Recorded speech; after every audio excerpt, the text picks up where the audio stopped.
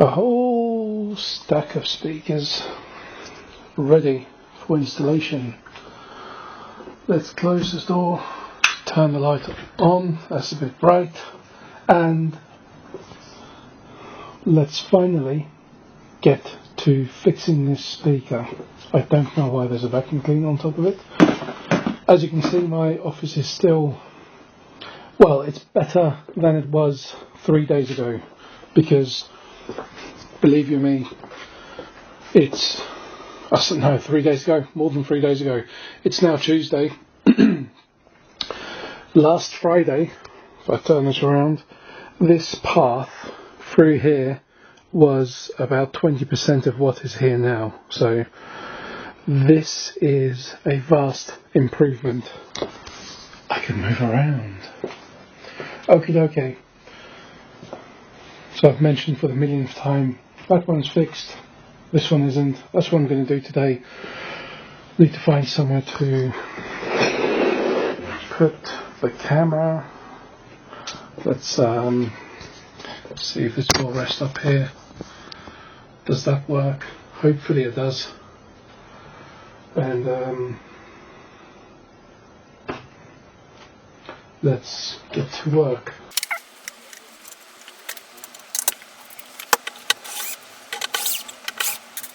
I have to say, these screws that BMW use come in and out very easily. It's almost like they haven't even been torqued, which, you know, sounds a bit crazy from a speaker building perspective, because you want everything nice and tight to make sure it's not leaking air, but maybe their gaskets are just so good that they don't even need to be that tight. In fact, I had to use an almost minimal torque setting on this drill when putting them back in, because everything is just such a good fit.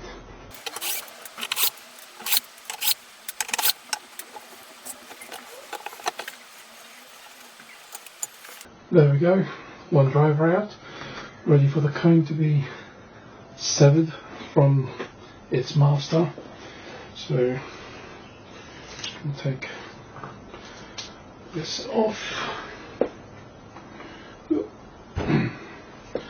Here's what I mentioned. So it's some sort of foam gasket with added padding. I don't know. It obviously does the job. So that goes there. And then to get this out, try to not break. There we go. Give it a little twist. There we go. Interesting.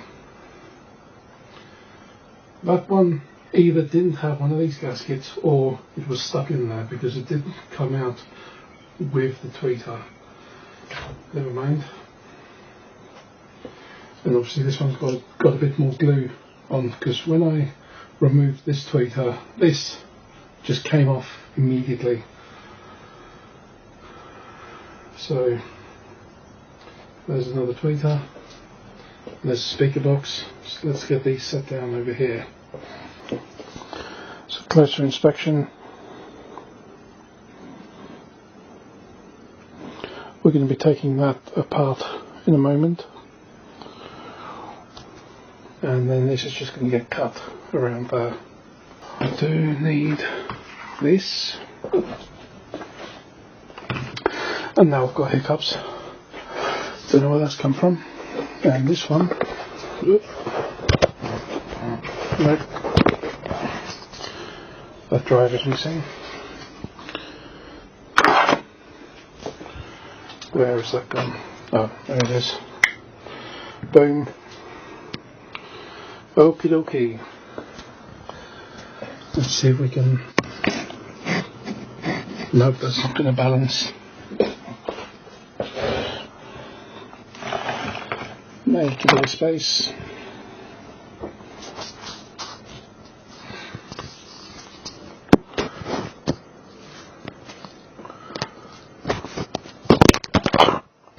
And go ahead and drop the camera.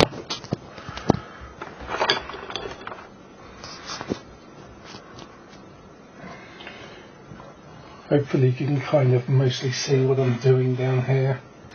Annoying thing about taking a tweeter apart with this bigger magnet on there, everything sticks to it. Again, there was almost zero torque in holding that screw on there. So there's the magnet with his back cone. Just gonna pop that over there. And here is the inside of the tweeter. So I mentioned before that the tweeter has a plastic ring that keeps it in place, but with the replacement tweeters I have, that ring doesn't fit, so instead what I had to do is actually glue it in place, which is not ideal, but still gets the job done. And yeah, you can, what some people online recommend is taking these off and then pressing the dome back out, so you have that. But in the case of this one where there are actual holes in it, don't know if you can see the daylight through there, it's not ideal. You don't want holes in the speakers. Definitely gives a negative impact on the performance. So to keep the wires down, I literally have used a couple of pieces of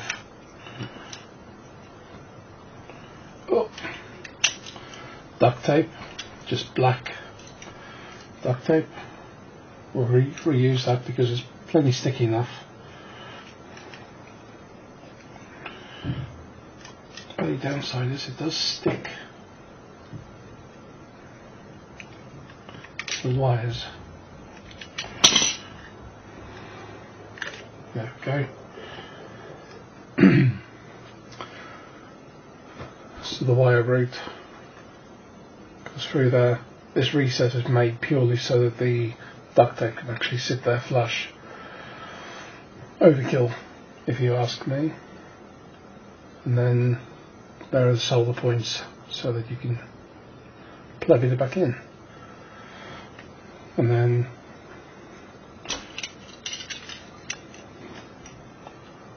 remove this. There we go. There's that rubber ring I mentioned. I'm just going to pop over there for now. And then this does just sit in there. So there is some sort of an adhesive in there to keep it in place, but it's not a very strong adhesive. It's fairly mild, like brown Pritt stick basically. So that's it disassembled.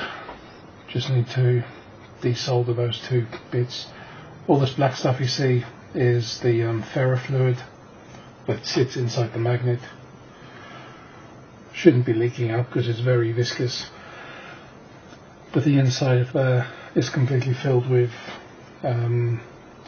a Bowers & Wilkins special blend ferrofluid, which you can buy online, but I figured there was no point because the speaker's loaded with it and you get it all over your fingers as well. So that's that for now. Just put the screws on the magnet because that's a good way to keep them together. I'll get the soldering iron out in a bit. Next step, of course, is removing this cone, which is a bit of a painful procedure because not only is it being cut out, but the replacement cones I've bought don't quite fit on there. So these have, there's a lip that protrudes through the actual speaker cone that this sits over like a sock.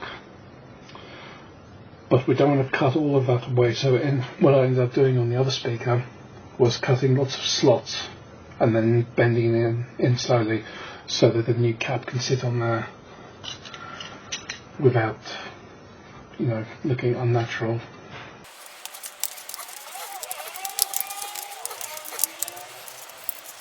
Bit of a tough spot there, don't know what's going on there.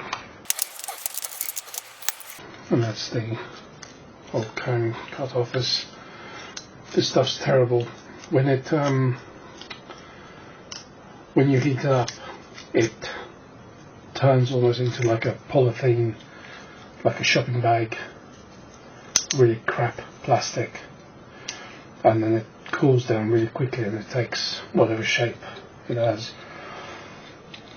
That's why it's got this pinch point, because when I tried doing it first, with some speakers I've seen you can heat up the cone and it pops back out. So with these I tried heating it up and then pulling it, and just that pinching was enough to deform it and cool it down, and it just took that shape. So I gave up on that idea. Now I've just got to trim the rest of these excess bits off. So let me show you up close. So this is the lip I mentioned where it protrudes. So I've just got to cut all these jagged bits off so it's nice and flat, and then cut slots all the way around to taper it in slightly, and don't want to drop crap in there. And yeah, then we can get started on putting the new cone back on.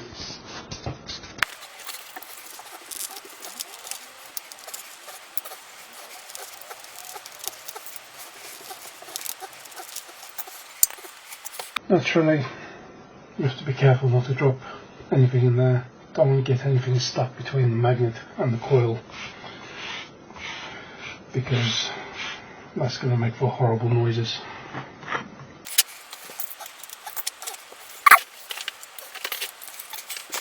So here's the replacement cone. As you can see, a fitment.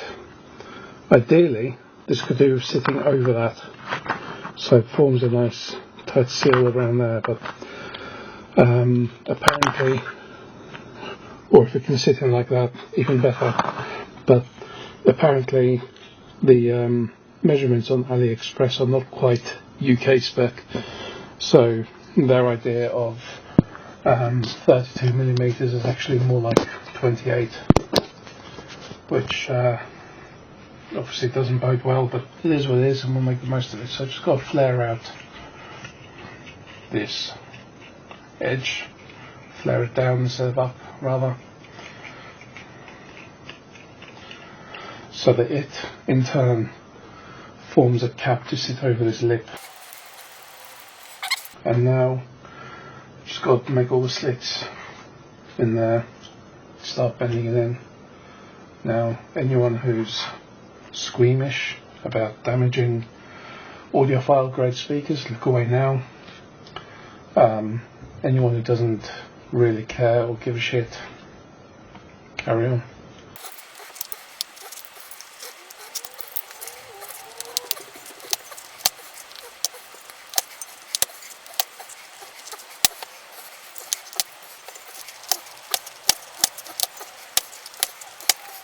So I'll show you up close.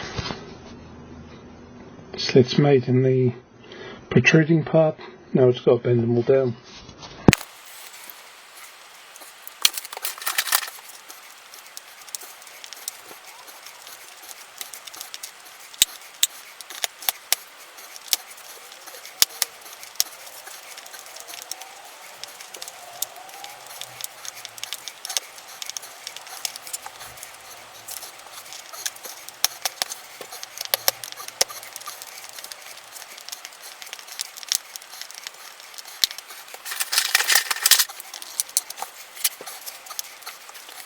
So as you saw there, I had to get the pliers out on part of it because there was a big dollop of glue that was that formed a solid chunk of plastic basically, and stopped me from folding it in.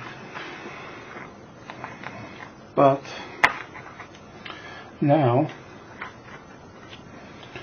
if I can lift it up, so basically now the cone will sit on there like so.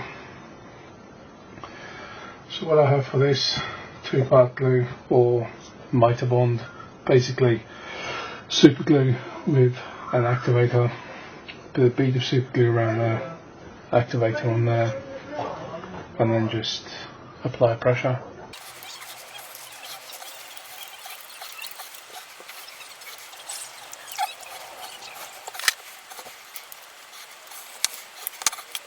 Although it doesn't help when the super glue nozzle stuck inside the lid.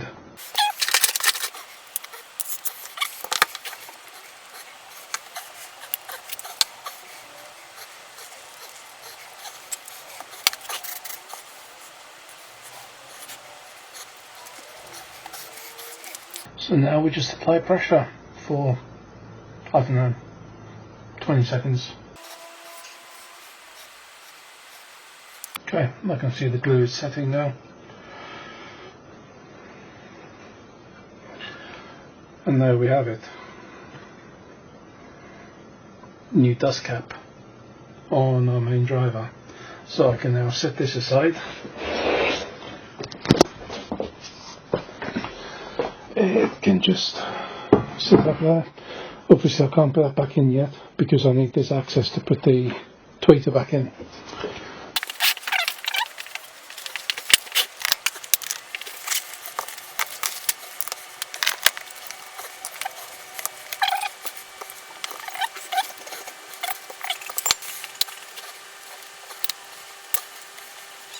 Move this down here. So I've just got the two smallest little dabs of soldering iron to remove there. Not soldering iron, solder. What the fuck am I on about? I'm crazy. Just clean the tip. Oh, that sponge is dry. I should have wet that fast. That's alright. Paper does a good job.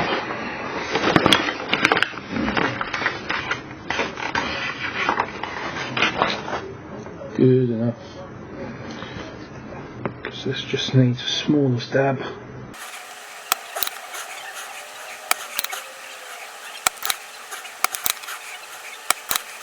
These are not coming off as easily as the first tweeter, which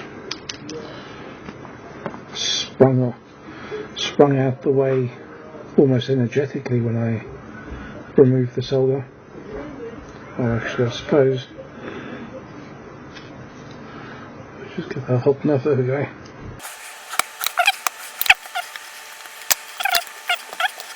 So there's the old tweeter cup.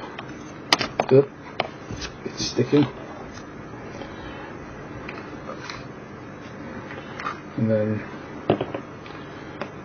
here's the new one,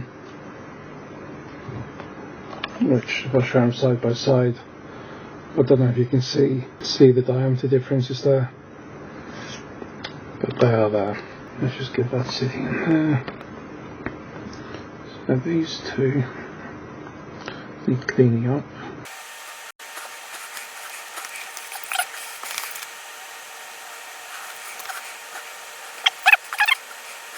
Oh, I don't want a whole dollop on there, it's a bit much. That's fine, that's good.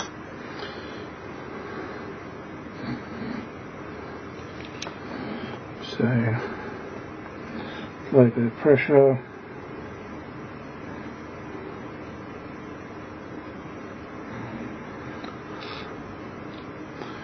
One on.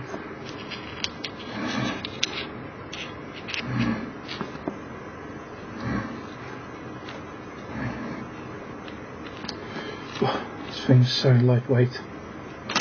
Right, hold that in place. Sit in the groove first. Yeah, when you've got big fingers like mine, this is really not that easy.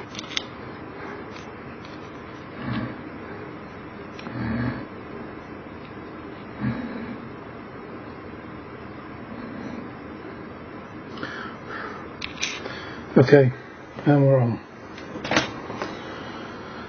Soldering iron unplugged. Need to hang this up to cool down. Now, see, this is currently on the wrong side. It needs to go all the way around to here. And it's getting these fine wires in through the little gaps. Again, easier said than done.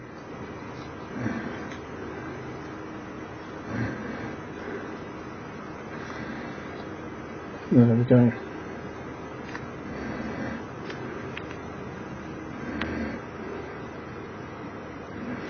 Now, as you'll notice, these wires are a bit longer than what was on the standard tweeters.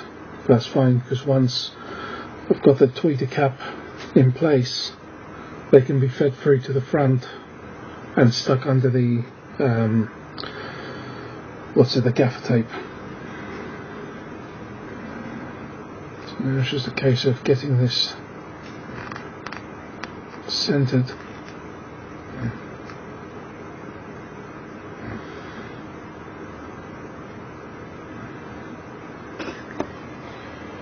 One way to do that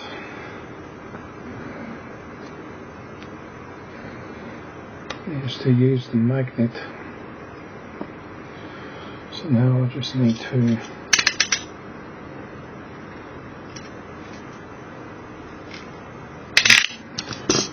pull these wires through, and so this only goes on one way, which is there. So as you can see, that ferrous fluid has now been applied to this tweeter as well, because the inside of that magnet is filled with it. And that's now centered. And again, with the 2-part glue, I think what I did on the other one was just dots or dabs of glue all the way around. Smallest dab, keep it in place, keep it from shifting basically, because obviously the whole assembly does also keep it in place. And once that glue's on that, we get a little bit of the activator.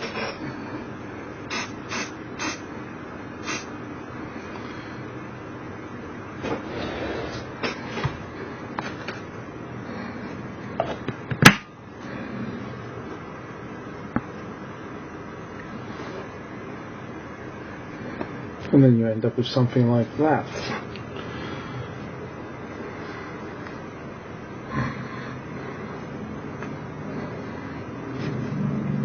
So we can now try and get these wires flattened.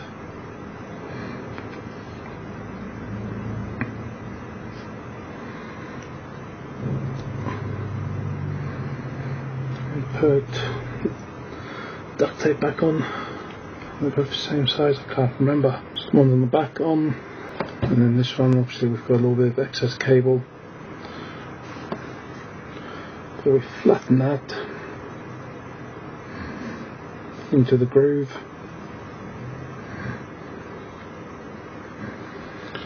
And stick that tape back on. So yeah. So the reason this ring doesn't fit is because of this overlap here all the way around. The tolerance between this ring and this, where it sits, just doesn't allow for anything in between.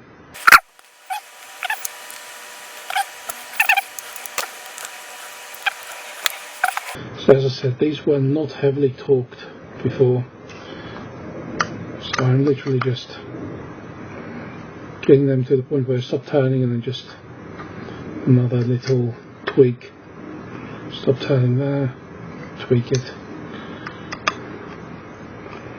stops turning there, and tweak it.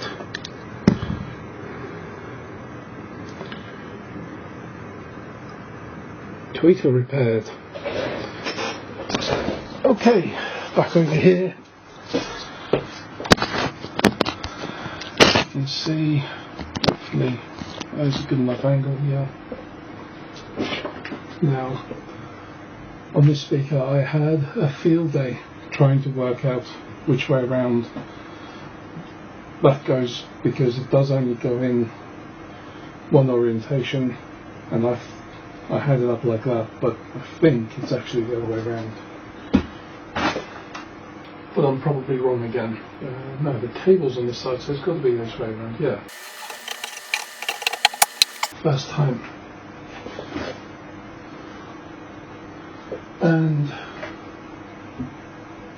But what did I forget? Which, like I said, was not present on the other one. Definitely makes it trickier. Look at what I've done to this tweet already.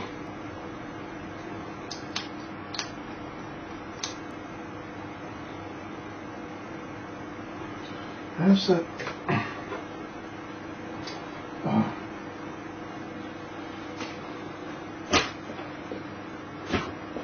Okay, so embarrassingly I pressed the fuck out of the tweeter trying to screw it back in there. I don't know what it touched on the inside, but whatever it touched was enough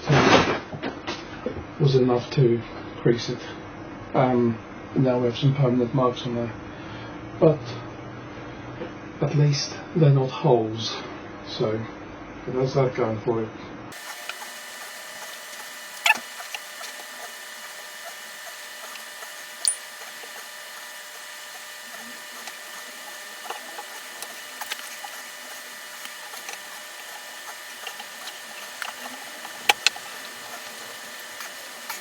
Okay, it's in.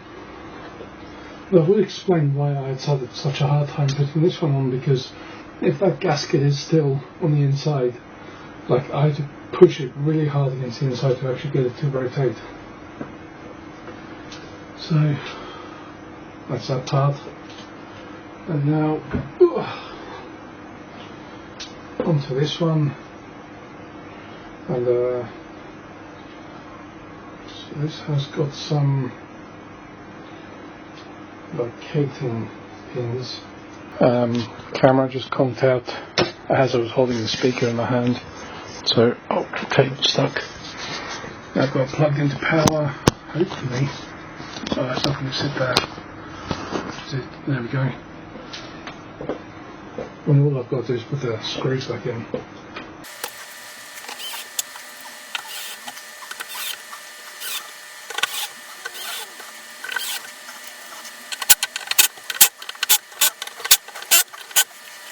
That's that. Now for a little test. Bluetooth mode. Bluetooth mode, apparently. Let's find some music.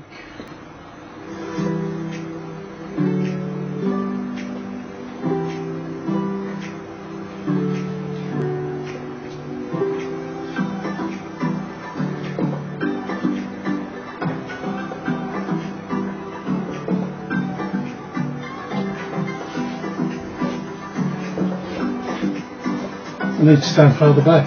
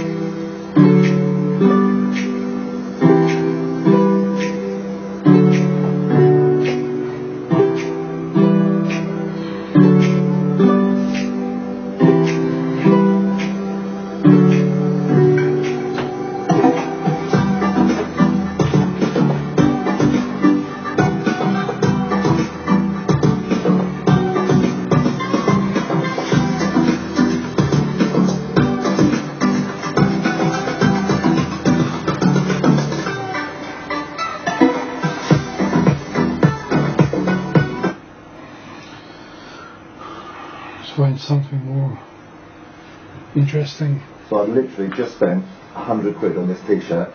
It looks like a dress. Yeah, my wife has got dresses.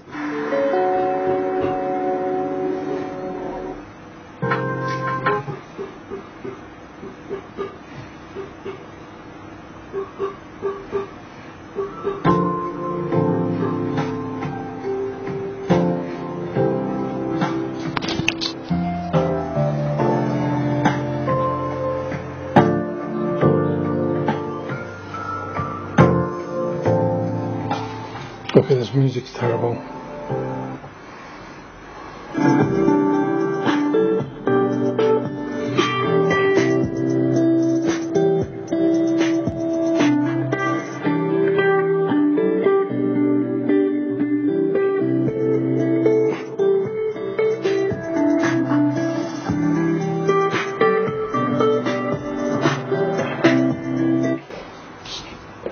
You get the idea.